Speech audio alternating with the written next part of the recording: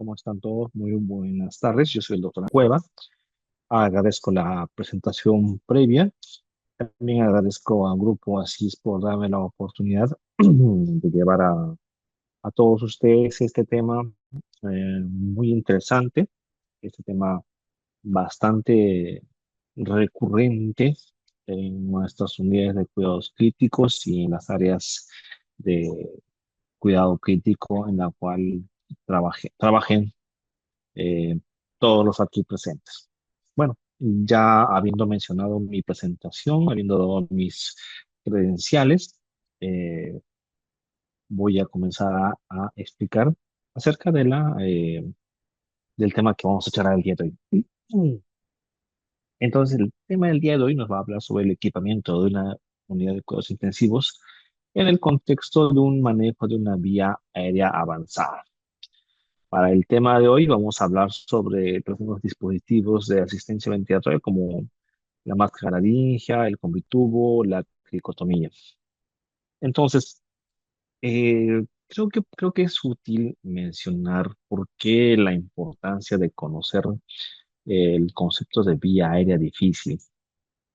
Porque es que como personal que trabaja en cuidados intensivos o en áreas críticas, porque es importante que sepamos la importancia de conocer el manejo de una vía aérea difícil, ¿no? Entonces, hay que recordar que la intubación en el contexto de emergencia es un procedimiento con relativa frecuencia. El éxito de este mismo procedimiento va a depender tanto del equipamiento que se tiene en el hospital como también del personal que va a hacer este procedimiento. Y por personal me refiero a equipo de enfermería, equipo técnico, el grupo de los médicos que estén capacitados para esto. Hay que recordar que también esta condición de la intubación de emergencia eh, puede traer complicaciones. Dentro de las más frecuentes, pues están la hipoxemia y también la hipotensión, que consecuentemente o posteriormente puede llevar a episodios de arritmias, paro cardíaco e incluso muerte, lo cual posteriormente se puede convertir pues, en problemas judiciales o en problemas legales que pueden recaer sobre nosotros. Este escenario, el de intubación de vía aérea difícil o intubación difícil, es un escenario que tiene una mortalidad bastante alta. Entonces, para explicar esta charla, voy a usar alguna de las guías, la guía del 2022 de la Sociedad eh, Inglesa de Anestesiólogos y la Sociedad de Vía Aérea Difícil, también una sociedad británica. Eh, entonces, vamos a hablar sobre cuán frecuente es esta presentación o cuán frecuente es este escenario, en qué consiste la intubación en cuidados intensivos, la definición, el equipamiento que deberíamos tener para abordar ese tipo de escenarios. Les presentaré unos algoritmos que nos sugieren la Asociación de Vía Aérea Difícil Británica y, bueno, terminaremos con algunas conclusiones. Quiero aclarar que tal vez si alguien dentro de la sala tiene alguna consulta, alguna pregunta, por favor, no pierda la oportunidad y puede hacernosla llegar, ya sea mediante un mensajito o tal vez encendiendo su micrófono para poder reforzar o volver a explicar aquel punto, aquel tópico que no haya quedado muy claro. Entonces, en este videito que voy a intentar reproducir, vamos a observar el procedimiento de intubación habitual. Tenemos ahí una pala de laringoscopía con una hoja curva del número 4 probablemente. En su extremo distal, una luz que nos va a servir para identificar las estructuras en la vía, eh, en la faringe, la vía oral. Entonces, nosotros tenemos al paciente en posición en decúbito dorsal, tenemos al paciente en el cuello del paciente en hiperextensión, eh, y entramos con la pala eh, por por la parte posterior del dorso de la lengua, ¿no? Por el dorso de la lengua. Identificamos la epiglotis y al identificar la epiglotis de las cuerdas vocales, introducimos el tubo endotraqueal. Este procedimiento es muy frecuente en las unidades de cuidados intensivos, en trauma shock, en observación, en salas de operaciones e incluso en algunos escenarios de emergencia, en salas de hospitalización, en ambulancias. Es bastante frecuente el procedimiento de la intubación orotraqueal. Este es el habitual, el que conocemos en un paciente que no necesariamente puede estar inestable o no necesariamente puede estar complicado, ¿no? O sea, acá hemos repasado cómo es el procedimiento habitual, estándar de la intubación orotraqueal, con la pala de la laringoscopía y la maniobra de hiperflexión y la maniobra de extensión del cuello hasta visualizar la laringe, la epiglotis, eh, las cuerdas vocales y ahí es donde introducimos el tubo orotraqueal.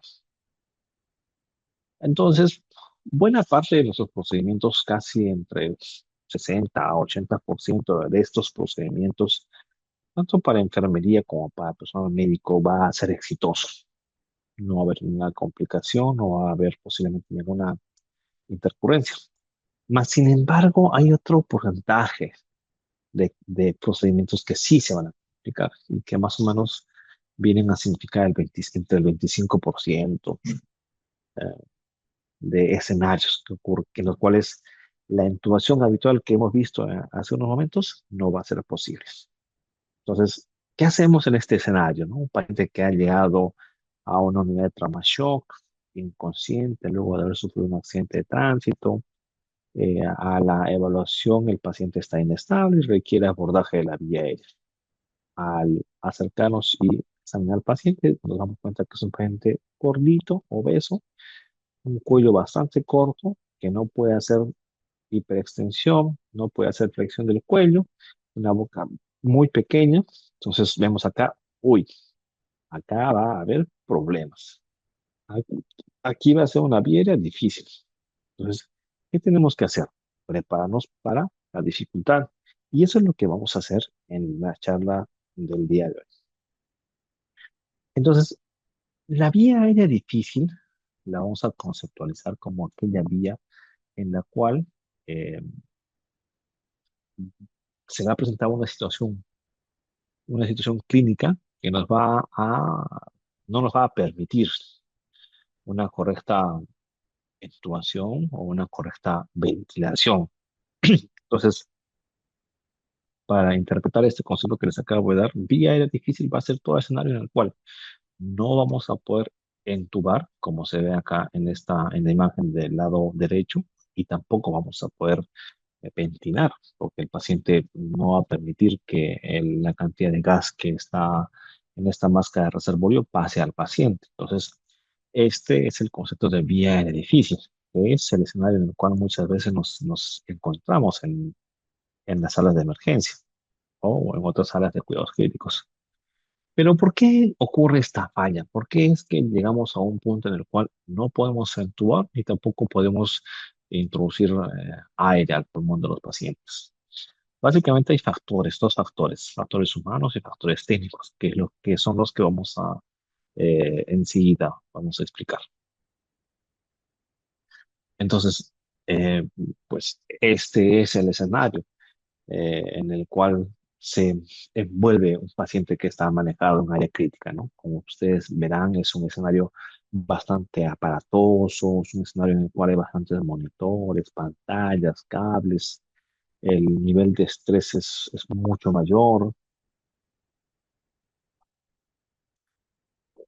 al que tal vez nos podríamos enfrentar en un paciente que está en recuperación, que está en sala de operación para un procedimiento, ¿no? Un poco más protocolizado, más tranquilo. Pero este es el escenario en el cual nosotros vamos a trabajar, ya sea personal de enfermería, personal técnico en emergencia, en cuidados críticos, en recuperación, en observación. Este es el escenario en el cual nos vamos a desenvolver con una carga abundante de pacientes, con recursos limitados, que van a hacer que probablemente se pueda presentar este escenario de una vía de difícil. Entonces, ¿qué consideraciones debemos tener con nuestros pacientes que están en cuidados intensivos, ¿no? Debemos tener en cuenta que los mismos, muchas veces cuando ocurren estos escenarios son un equipo de profesionales que no tienen experiencia acerca de estos dispositivos médicos. No tienen experiencia acerca del concepto de intubación de vía aérea difícil y tampoco tienen conocimiento acerca de los dispositivos que pueden usar en ese contexto. Pero felizmente el día de hoy ustedes han accedido a CIS, que es una institución pionera en capacitación en escenarios críticos. Y bueno, vamos a repasar y vamos a aprender. Entonces, hay que recordar también que el paciente que ingresa a nuestras salas ingresa con muchas disfunciones, en muy mal estado, y cuya posibilidad de hipoxemia e hipotensión es altamente posible. Muchas veces ya no depende de nosotros, sino de la gestión que se puede hacer desde jefatura o desde nuestras autoridades para poder otorgar nuestras herramientas, las herramientas con las cuales nosotros podamos abordar este escenario, ¿no?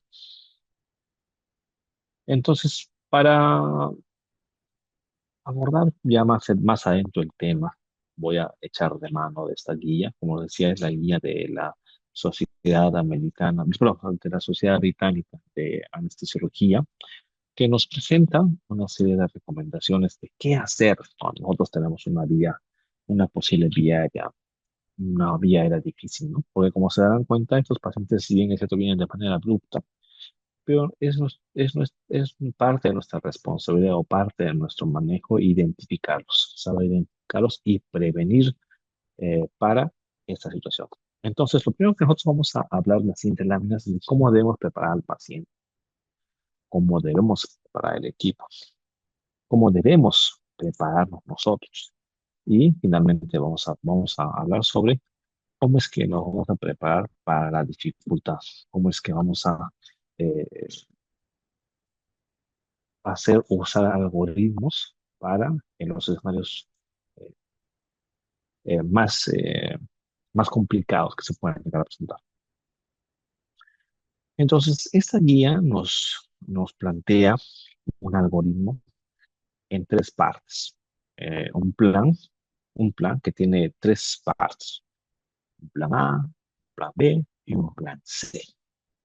En esta guía nos dice, bueno, usted acaba de recibir un paciente que está en estado crítico, tiene una disfunción, y usted ha examinado y ha evaluado que, pues evidentemente, su paciente es un paciente que posiblemente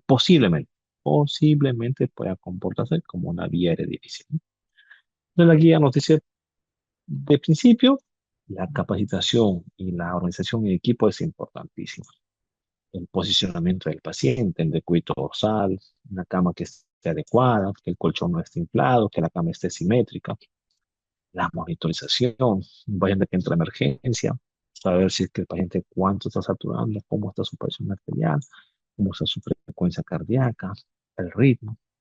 Algo muy importante que toma énfasis la guía es la preoxigenación antes del procedimiento, dado que muchos de estos escenarios se complican con fenómenos, con episodios de hipoxia, lo cual tiene mal pronóstico a largo plazo. Entonces, es muy importante la peroxigenación. Después nos va a hablar sobre la inducción. Y también nos hace recuerdo que cómo es que hasta un 30% de los pacientes llegan a convertirse en vías LSD. La adecuada inducción de las drogas que vamos a usar, mm, tener en cuenta el tiempo, saber la farmacología, la farmacocinética de estas drogas para saber el tiempo en el cual va a hacer efecto. Hacer la laringoscopía, eh, observar eh, cómo es que los operarios van a hacer la laringoscopía adecuada, eh, realizar la laringoscopía de manera adecuada y finalmente, como una herramienta alternativa, pues la videolaringoscopía, ¿no? Un plan, el plan B o el plan C, eh, bueno, nos plantea el uso de algunas herramientas en caso de que el plan A no llegue a funcionar, dentro de las cuales tenemos pues el protocolo Vortex, que es un protocolo en el cual vamos a usar de manera dinámica algunas herramientas para poder acceder a a la vía aérea, a una vía aérea difícil. Dentro de ellos vamos a tener dispositivos superglóticos y también el dispositivo de reanimación con máscara facial.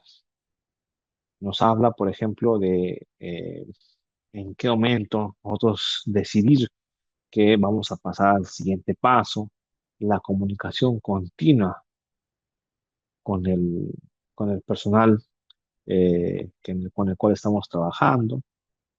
Entonces, de todo esto nos habla el, el plan B y el plan C del protocolo Vortex, ¿no? En el contexto de la guía de vía de edificio. Entonces, como primer paso, habíamos mencionado que es importantísimo la preparación del paciente, ¿no? Nosotros, cuando el paciente ingresa a nuestras áreas, pues primeramente lo que tenemos que hacer es, pues, preparar al paciente de manera adecuada. Es imprescindible que nuestro paciente tenga a tener como mínimo un acceso venoso adecuado para que nosotros podamos iniciar una posible reanimación, si es que así lo necesita el paciente. ¿No es así? Entonces, tener también al paciente con una adecuado soporte oxigenatorio. En este caso acá lo tenemos en camilla, recostado, con una máscara facial.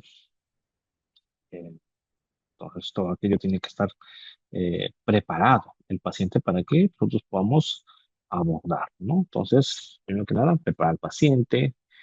Parte de la preparación también tiene que ver con la evaluación del paciente.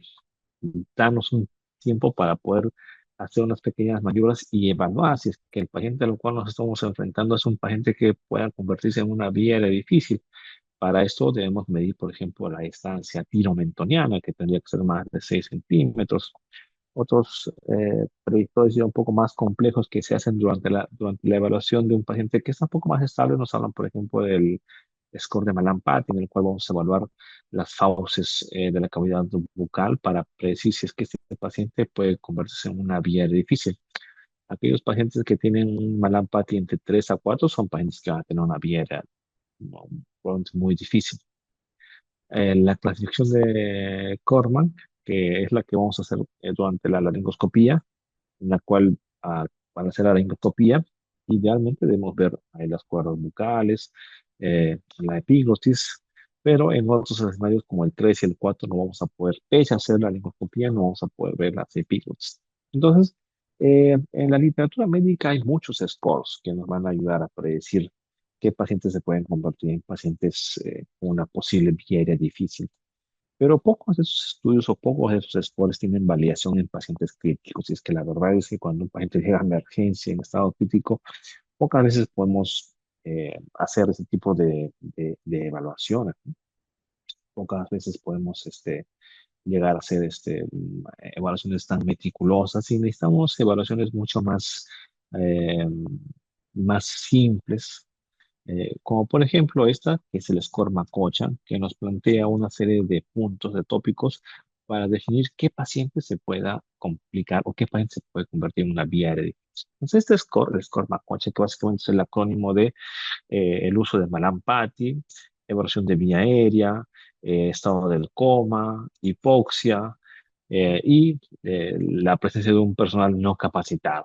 Entonces, nos dice que si el paciente, por ejemplo, tiene un Mallampati 3 o 4, hay una alta posibilidad de que se pueda convertir en una vía difícil. Si es que el paciente tiene antecedente de apnea del sueño, si es que el paciente tiene disminución de la espina cervical, como un paciente, por ejemplo, un politraumatizado, si es, que si es que el paciente tiene una apertura bucal menos de 3 centímetros, si es que el paciente está en coma o está en un escenario de hipoxemia severa, ya son factores de riesgo que nos hacen predecir por sí mismos una posible vía aérea difícil.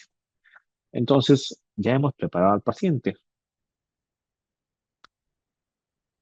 Lo siguiente que vamos a hacer es preparar el equipo médico, ¿no? Entonces, vamos a la par que estamos preparando al paciente, debemos preparar nuestro equipo médico con una adecuada monitorización, con múltiples parámetros, preparar los insumos que vamos a usar para la vía aérea y también prepararnos para posibles escenarios de vía aérea difícil, como por ejemplo, eh, el equipo, la bolsa de reanimación, la máscara facial, eh, la máscara laríngea, el tubo de laringoscopía con sus distintas dimensiones, sondas de aspiración, entre otros, ¿no? Tener siempre a la mano todos o saber dónde están aquellos dispositivos que vamos a poder usar para vía aérea. Y también debemos prever si estamos en una unidad de cuidados, una unidad de pacientes críticos, si vamos a recibir pacientes críticos, debemos también tener un equipo de vía aérea quirúrgica con un set de traqueostomía, un estilete, dilatadores, para evaluar o para estar preparados ante un escenario quirúrgico de la vía aérea. Es importante la medicación que vamos a usar en nuestro paciente, si el paciente está inestable, la ketamina será de primera elección, si es que el paciente eh, tal vez requiriese tal vez una intubación de secuencia rápida, utilizar el ropronio. Tenemos otras alternativas un poco más cercanas o más conocidas en nuestro medio, como por ejemplo el midazolam, el propofol, la noradrenalina, si es que el paciente, tenerla a la mano. Con los pacientes críticos siempre es importante tener a la mano este medicamento, porque como les mencionaba, muchos de nuestros pacientes suelen descompensarse, suelen hacer fenómenos de, de hipotensión durante el procedimiento de la intubación. Entonces, ¿cómo nos vamos a, ya hemos preparado al paciente, nosotros nos hemos preparado también una adecuada monitorización, tenemos las herramientas listas y preparadas para hacer la intubación. El primer intubador siempre va a ir a la cabeza, el segundo intubador va a estar a la derecha, asistiendo al primer intubador. A la derecha va a estar, a la izquierda va a estar el asistente del intubador, que en este caso va a ser la enfermera. A la izquierda, pero más abajo, tiene que estar el personal de enfermería que se va a encargar de la administración de medicamentos. Y mucho más abajo y a la izquierda estará pues nuestro apoyo del circulante, ¿no? Entonces, hasta aquí, eh, estimado auditorio, nos hemos preparado, hemos hecho el escenario, hemos explicado cómo es que nosotros nos vamos a preparar para una posible vía aérea difícil. Hemos explicado que hay una serie de planes para poder abordar una vía aérea difícil. Hemos explicado que hemos, eh, eh, hemos protocolizado una serie de planes para una vía aérea difícil. Hemos explicado que es importante dentro de esa planificación preparar al paciente, monitorizar al paciente, prepararnos nosotros, tener nuestro equipo de manera ordenado de manera adecuada y nosotros también colocarnos de manera adecuada ante el procedimiento de intubación. Entonces, tenemos a nuestro paciente, con el cual hemos previsto que va a ser una posible vía aérea difícil. Eh, Le hacemos la laringoscopía. Es muy posible, como en el 70-80% de los procedimientos, que la intubación sea exitosa. Más sin embargo, hay una posibilidad, hasta 30%, que nos habla de una falla en la intubación. Entonces, ¿qué hacemos en este punto en el cual ya no podemos intubar? Aquí se activa o empieza el protocolo de vía difícil. Reconocer que estamos en una vía difícil y aplicar el plan A, plan B, plan C e incluso el plan D para el manejo de la vía difícil. Y enseguida vamos a eh, explicar plan por plan. Entonces, básicamente, para hacer un pequeño resumen de lo que voy a hablar enseguida es, pues básicamente el plan B nos habla del uso de la intubación habitual, de la mascarilla, del uso de la mascarilla facial para oxigenación, que es lo habitual que hacemos. Oxigenamos al paciente con una máscara facial y una máscara de reanimación y procedemos a la intubación. Pero ¿qué pasa cuando esto no se puede lograr? Debemos de echar de mano de dispositivos subarrobóticos, como por ejemplo el Combitubo o la máscara laringe. ¿Y qué pasa si es que esto si es que con estos dispositivos supraóticos no podemos eh, tener una conexión a la vía aérea? No podemos oxigenar y tampoco podemos ventilar.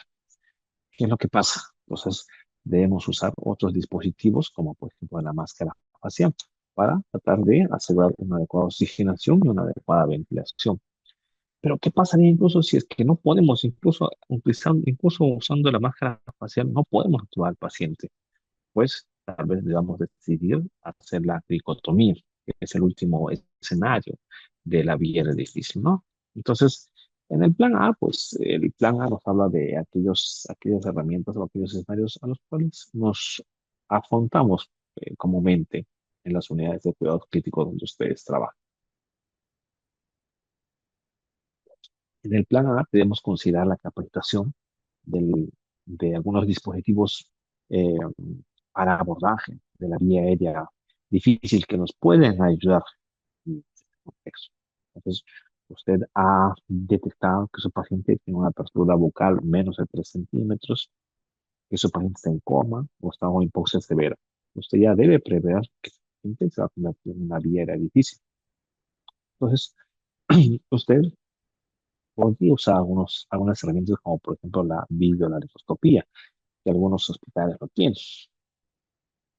Es importante que la laringoscopía no sea realizada más de 3 intentos, porque fuera de los 3 intentos, el paciente puede tener el riesgo de causar edema de glotis y exacerbar la vía difícil. En plan A siempre va a ser importante la oxigenación, como había mencionado previamente. Colocar al paciente de manera adecuada, en posición correcta y aceptar una adecuada oxigenación. Entonces, en el plan A vamos a usar de manera habitual pues, la máscara, este dispositivo cuyo nombre es máscara facial y este otro dispositivo que conocemos con el nombre de AMBU. Más sin embargo, su nombre completo es una máscara de una bolsa de reanimación. Este dispositivo va a estar compuesto por una bolsa, una reserva de oxígeno, va a estar también eh, va a formar parte de este equipo un tubo de oxígeno de aproximadamente 3 metros, el mismo balón con el cual nos vamos a poder insuflar, la válvula de PIP y al costado de esta, incluso algunos tienen acá un filtro, algunos llegan a tener filtro. Y más abajo, pues la máscara facial, que es a la que acabamos de ver aquí, ¿no? Esta se suele conectar con este extremo en la máscara de reanimación. Entonces, el procedimiento es el habitual que ustedes han visto. Nosotros agarramos al paciente con una mano, con la mano izquierda, con la maniobra de la triple E. Agarramos en toda la extensión de las ramas, pero de la mandíbula, nuestros, nuestros 3 últimos dedos y los 2 primeros dedos, el pulgar y el índice, a la máscara del paciente. Y con la otra mano comenzamos a insuflar de manera adecuada para que el paciente pueda hacer una adecuada eh, amplexación de la cavidad torácica. Con eso nosotros aseguramos una adecuada oxigenación y posterior a ello haremos la intubación que ya les había mencionado al inicio de la sesión. Entonces, eh, acá en el plan A, hemos hecho nuestra oxigenación, hemos hecho la laringoscopia hasta en 3 oportunidades. Dentro de ellas hemos usado el videolaringoscopio, hemos usado un dispositivo de Boogie, pero no hemos podido intubar. No hemos podido intubar. Entonces, ¿qué hacemos en ese caso? Primero que nada, debemos declarar el fallo de la intubación. Ya se debe declarar que la intubación ha sido fallida, ¿no? Ha sido fallida. Entonces, aquí vamos a entrar en el plan B. El plan B va a tener como uno de sus objetivos mantener la oxigenación. Pese a que no hemos podido intubar, tranquilos, serenidad. Debemos usar herramientas para simplemente mantener una adecuada oxigenación. Recuerden que la vía aérea, ese trayecto no se debe interrumpir, puesto que esto podría ocasionar escenarios como la hipoxia, entre otros. Entonces el plan B, como mencionaba, pues cuyo objetivo es mantener oxigenación usando algunos dispositivos. Unos dispositivos llamados dispositivos supraglóticos. El primero de ellos, y también como objetivo de la charla, pues aquí tenemos el dispositivo de Convitubo. El Convitubo es un dispositivo que en su extremo distal tiene dos lúmenes. Eh, entonces, este dispositivo combina las funciones de un obturador esofágico y también de un tubo endotraqueal convencional. Es un tubo con doble lumen. Eh, este dispositivo, en el 90% de los escenarios, al ser colocado sin apoyo de una endoscopía solamente, este dispositivo lo que se hace es eh, acomodar al paciente e introducir al tubo. Introducimos al tubo y en el 90% de las veces el paciente, el tubo, se va a ir al esófago, que es lo que se esperaría. Como les había mencionado, este dispositivo tiene dos ramales, uno de los cuales nos va a servir para insuflar un globo de seguridad. En el 90% de los escenarios, este tubo se va a ir a vía esofágica. Nosotros vamos a entubar, entubamos, insuflamos el globito inferior, insuflamos el globito superior y aseguramos en esta porción la vía aérea, y comenzamos a bolsear. Entonces así comenzamos nuevamente eh, a reiniciar la oxigenación. Pero ¿qué pasaría si es que el paciente por A o B, nosotros hacemos una intubación endotraqueal con este dispositivo? Igual, de la misma manera, este dispositivo, al nosotros inflar el balón inferior, ya estamos aislando la vía aérea y ya estamos en vía aérea. Entonces, como ustedes entenderán esta dinámica, este procedimiento no tiene pillas. Para que me entiendan un poco mejor, les voy a presentar este video que acá lo vamos a ver a continuación. Aquí tenemos un maniquí. Este es el dispositivo del Convitubo. Se darán cuenta que es un dispositivo que se pone así, sin ningún apoyo, sin ningún dispositivo de la endoscopía, ni otro por el estilo. Agarramos una septogénica porque vamos a tener que insuflar aproximadamente eh, de 40 a 50 cc del globito inferior.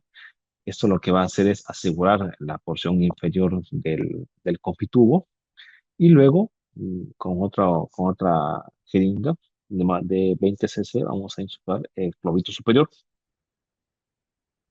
Ya habiendo insuflado, vamos a conectar a la máscara de reanimación y vamos a comenzar a bolsear. Como había mencionado, en el 90% de los escenarios, el convitubo va a estar va a estar en tubo gástrico y esto va a generar el efecto del sellado de la vía aérea y nos va a permitir una adecuada oxigenación. Si es que por A o B el tubo se va a la vía aérea, también nos va a permitir una adecuada oxigenación porque al inflar el lobito inferior de seguridad, la vía se queda aislada y nos vamos a poder oxigenar. Entonces es un dispositivo que no tiene piernas. Como decía, o se va a la vía digestiva, que es lo que se quiere, o se va a la vía aérea, en la cual también este dispositivo pues, tiene utilidad. Otro dispositivo supraglótico también bastante versátil es la máscara laríngea. Es un dispositivo en forma de hoja, mucho más pequeño, que tiene una forma de una hojita curva, ovalada. Eh, eh, es en el 100% es de látex, es ligero y su funcionamiento es como un tubo endotraqueal durante el procedimiento de vía difícil a este extremo, que es la hojita, es el tubo, es la parte inferior de este dispositivo, entra por la cavidad oral. Y como también lo había mencionado con el anterior dispositivo, no requiere eh, alguna técnica en especial, no requiere la endoscopía. Esa hojita se introduce a la vía aérea y llega a ser un sello con la parte superior de la vía aérea, con la epiglotis, eh, la úvula y el espacio de la vía aérea. Entonces llega a ser un sellado. Para que entiendan igualmente un poco mejor, vamos a echar de mano de este video.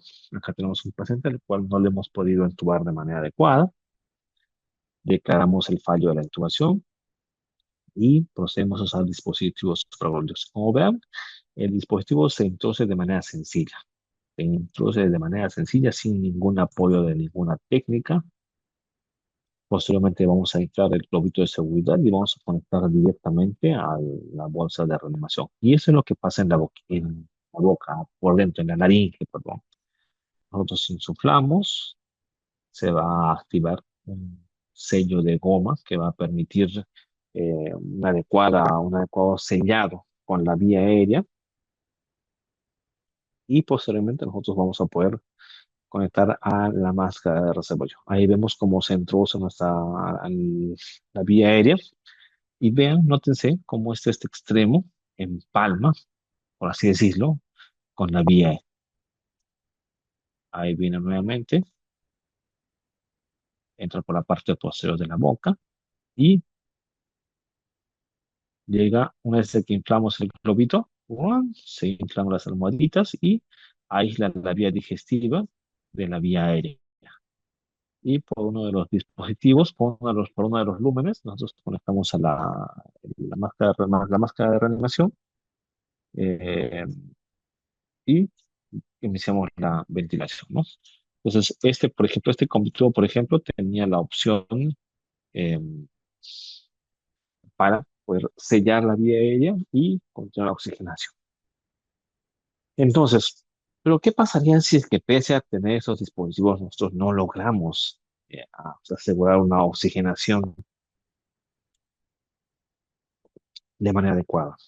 Pongámonos en el escenario que tal vez, bueno, no hemos logrado introducir estos dispositivos, o tal vez, no sé, la jefa de enfermeras no conocía estos dispositivos, o tal vez lo teníamos, pero quien estaba encargado de esos dispositivos se fue temprano, la llave se perdió. Suelen pasar muchas cosas, o a veces los mismos médicos o no personal de enfermería no conoce de la existencia de esos dispositivos. Les apuesto que ustedes, al acabar esta charla, yo les invito a que en sus unidades donde trabajan o en los lugares donde trabajan, pregunten si tienen dispositivos sorprológicos como la máscara laringia o el Convitubo y se van a llevar sorpresas. Tal vez en algunos no tengan, pero tal vez en otros sí van a tener. Es pues importante que nosotros conozcamos el medio en el cual nosotros vamos a atender una vía aérea. Entonces, ¿qué pasa si es que nosotros no contamos con este dispositivo o pese a contar con estos dispositivos, no logramos igualmente sobre una adecuada oxigenación? Entonces, el siguiente paso de la guía nos dice, bueno, debemos declarar que se ha fallado la ventilación con dispositivos supraglóticos, ¿no? Entonces, ¿qué debemos hacer? Nos dice, bueno, en principio, parar, tranquilos, parar un rato las maniobras y pensar. Obviamente no vamos a demorarnos pues minutos pensando, ¿no? Simplemente para tomar un poco de aliento y pensar cuál va a ser nuestra siguiente decisión. Dentro de ellas podemos usar, por ejemplo, podemos despertar al paciente. Pero esta no es una muy buena idea, porque hay que considerar que nuestro paciente está inestable y despertar tal vez no sea la mejor decisión. Eh, proceder tal vez al uso de la máscara facial y la máscara de reanimación para nuevamente reiniciar la oxigenación del paciente. Y es que en este escenario, en el cual ya no tenemos otra alternativa, un método para poder realizar, asegurar la vía aérea, es primero que nada pedir ayuda y estar conscientes de que estamos en un escenario casi fatal. ¿No es así? Entonces, aquí, por ejemplo, teníamos nuestro paciente que hemos intentado entubar, no le hemos podido entubar, se nos ha hecho difícil la intubación, no tenemos dispositivos supragóticos o no hemos podido colocar los dispositivos supragóticos. Como plan C, ¿qué hacemos? Usamos la máscara facial y la bolsa de reanimación. De la misma manera en la cual les había enseñado previamente, ¿no? En las diapositivas previas. Entonces colocamos al paciente en posición en decúbito dorsal, agarramos la mascarilla y comenzamos a bolsear. comenzamos a bolsear. Como había mencionado en mi charla, pues lo último que tenemos que hacer es angustiarnos o ponernos nerviosos, simplemente parar, respirar, porque es un escenario bastante trágico el que se nos viene, eh, y eh, echar de mano del plan C, que consiste en el uso de la máscara facial y la bolsa de reanimación, tal como se lo mencioné en el video que acabamos de ver, ¿no? Si esto ocurre, pues pediremos ayuda. Si es que logramos oxigenar y logramos ventilar al paciente, lo cual va a ser bueno, pedir ayuda, tal vez a otro experto, prepararse tal vez para un peor escenario, como el de la abordaje quirúrgico de la vía aérea. Entonces, nos va a permitir un poco de tiempo para tomar la siguiente decisión. Pero, ¿qué pasa? ¿Qué pasa si es que nosotros no hemos podido actuar? No podemos oxigenar al paciente, no podemos, como se dice no, usualmente, bolsear al paciente, porque pese a que estamos ahí bolseando, el paciente no logra mejorar la saturación, el paciente continúa desaturando y se nos es difícil, tal vez por tanto procedimiento que le hemos hecho, ya ni siquiera podemos bolsear, ha habido tal vez algún edema en la glotis, entonces se nos presenta un escenario incluso mucho más catastrófico, ¿no? Entonces, la guía nos sugiere de que ya llegados a este punto, pues tenemos un plan D incluso, que es el manejo quirúrgico de la vía aérea, que va a consistir en la realización de una cricotiroidotomía con bisturí. No traqueostomía, ojo, traqueostomía no, cricotiroidotomía. Entonces, ¿cuáles son el sustento de este paso, en este escenario, ¿no? ¿Qué vamos a hacer en este escenario? Primero que nada, se debe declarar que el paciente no es intubable, tampoco es oxigenable. Pedir ayuda, comunicar al personal con el cual estamos trabajando, que prepare el equipo quirúrgico de vía aérea. El tubo, nos puede servir un tubo de traqueostomía, nos puede servir un tubo endotraqueal, una hoja de bisturí, gasas, pinzas. Entonces, ¿en qué consiste la cricotiroidotomía?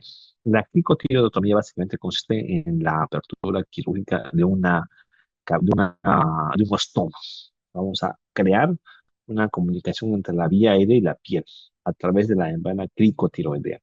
Pero, ¿qué es la membrana cricotiroidea? La membrana cricotiroidea es esa membrana que existe en el espacio entre el cartílago tiroides y en el cartílago cricoides. Ahorita vamos a mostrarles un gráfico en qué consiste y ustedes me preguntarán, pero doctor, ¿por qué se hace en ese lugar? O sea, ¿por qué ahí hacer una cricotiroidotomía? ¿Y por qué no, por ejemplo, hacer una traqueostomía que alguna vez yo escuché o alguna vez vi hacer?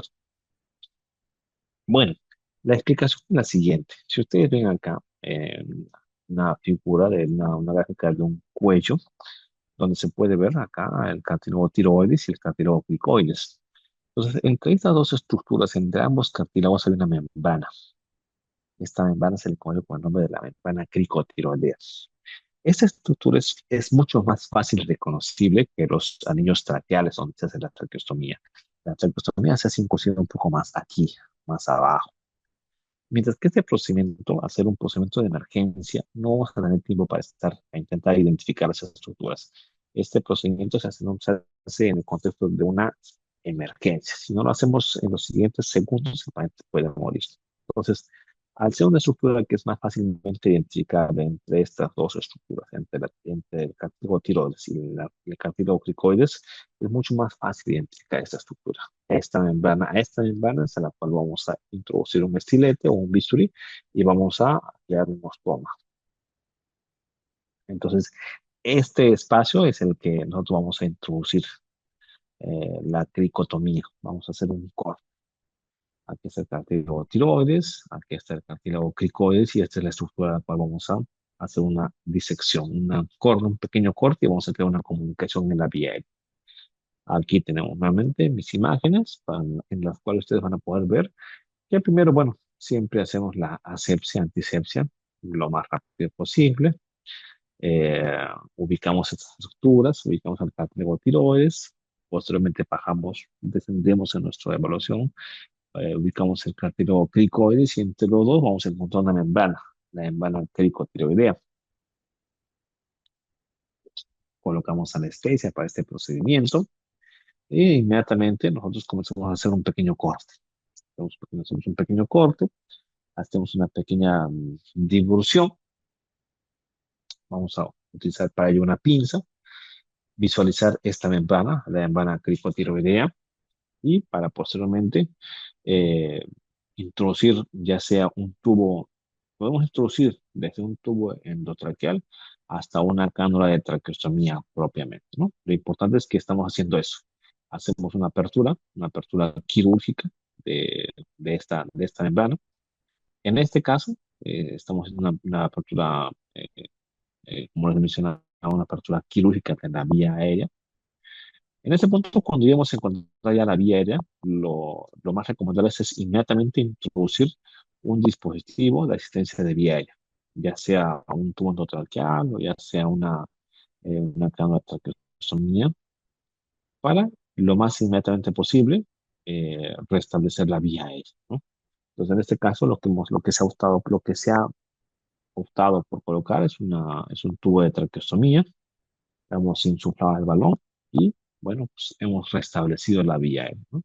Ese es el proyecto de cricotiroidotomía. Entonces, hasta aquí, hasta este punto, pues hemos usado una serie de secuencias, como ustedes han podido ver, para finalmente poder establecer la vía aérea. Entonces, hemos empezado describiendo un concepto, un procedimiento que es de bastante frecuencia en las unidades de cuidados críticos, en las unidades de recuperación o en otras salas.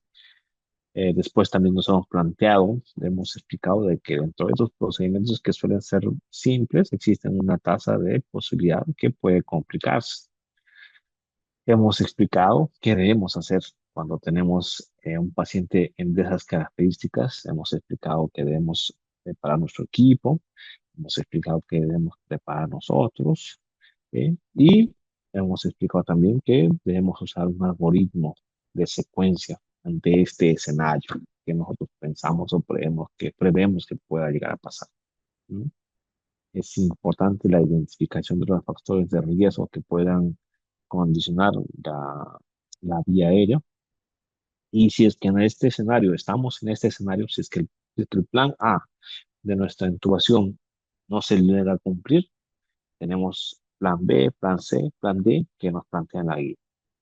En el plan B habíamos mencionado de que, pues, si es que no podemos entubar de manera adecuada, utilizaremos dispositivos suprarróticos. Si es que no poseemos estos dispositivos suprarróticos o no los podemos colocar, no debemos perder la compostura y continuar con la ventilación y la oxigenación con la máscara reservorio y la máscara facial. Si es que a pesar de esto no logramos una adecuada oxigenación, no logramos una adecuada ventilación, pues sí, en este caso, irnos al paso D, pedir ayuda y plantear un manejo quirúrgico de la vía aérea con la cricotiroidotomía. Entonces, es así que dentro de las conclusiones que yo considero para esta charla es que debemos tener en cuenta que la vía aérea difícil es un escenario, si bien es cierto, no muy frecuente, pero cuando llega a ocurrir, aumenta la mortalidad y pues puede llegar a causar complicaciones en los pacientes y incluso se nos pueden convertir en problemas legales. Es importante realizar una adecuada evaluación de la vía aérea, utilizando los diversos predictores para una adecuada intubación. Eh, la predicción de la vía difícil puede fallar incluso, y es por eso que debemos estar preparados para la emergencia. Recuerden que siempre la prioridad es mantener una adecuada oxigenación. La prioridad no es meter el tubo. La prioridad, cuando ya estamos en este escenario, es mantener una adecuada oxigenación. Una saturación más de 91, con eso es suficiente, mientras llamamos a algún experto que nos pueda echar una mano.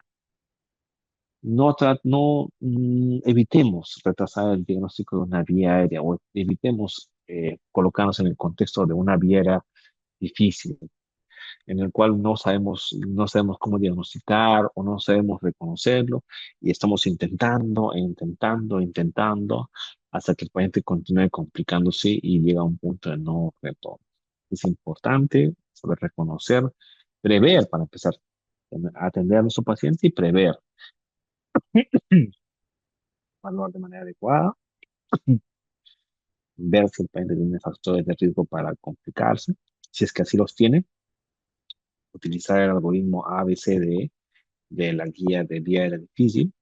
Si es que no podemos entubar, de hacer el diagnóstico. Hacer el diagnóstico y decir que este paciente no es entubable o es un paciente, una vía aérea difícil. Y activar los siguientes protocolos: el plan B, plan C y plan D. Eso evitará que vuestro paciente se pueda complicar e incluso pueda llegar a morir. Bueno, sin más que decir, agradezco su atención durante esta hora. Espero que esta charla haya sido amena. Estaré atento a las preguntas que me puedan llegar a hacer, ya sea por el chat o ya sea con el audio, en los siguientes minutos. Muchas gracias. Muchas gracias, estimado doctor Ángel. Bueno, como bien comentó el ponente, si tienen alguna duda o alguna consulta que deseen realizar, la pueden canalizar a través del chat del Zoom o si desean pueden activar también el micrófono para poder hacerla llegar directamente al ponente. Recuerden que su participación va a sumar puntos extras en los cuestionarios. ¿Quieres dar unas últimas palabras, tal vez? Bueno, no sé si alegrarme o desconcertarme el hecho de que no haya preguntas. Quiero pensar que tal vez el auditorio está un poco temeroso o está un poquito, eh, o tal vez están haciendo otras actividades. Más sin embargo, como ustedes saben, este el tipo de educación a distancia, pues nos da estas facilidades, ¿no? Invoco y también pues les recuerdo que una de las facilidades de Asís es de que ustedes pueden tener acceso a las diapositivas y a los videos de sus ponentes. Entonces yo invoco a ustedes que tal vez cuando tengan mucha más disponibilidad, repasar eh, los conceptos que hemos visto el día de hoy y en su momento háganos llegar sus dudas, sus preguntas, que vamos a estar atentos para respondérselas. Bueno, sin más que decir, de mi parte, muchas gracias. Será hasta otra oportunidad. Permiso. Estimado doctor Ángel, disculpe, tenemos una pequeña consulta antes de que se retire, por favor, de parte de la licenciada Angélica. La consulta es, ¿cuáles son los principales criterios para sospechar una vía aérea difícil antes de la intubación? A ver, muy bien. Eh, nos dice, la licenciada nos dice, ¿no? Nos pregunta qué criterios podemos usar para detectar o sospechar más que nada, sospechar. Bueno, eh,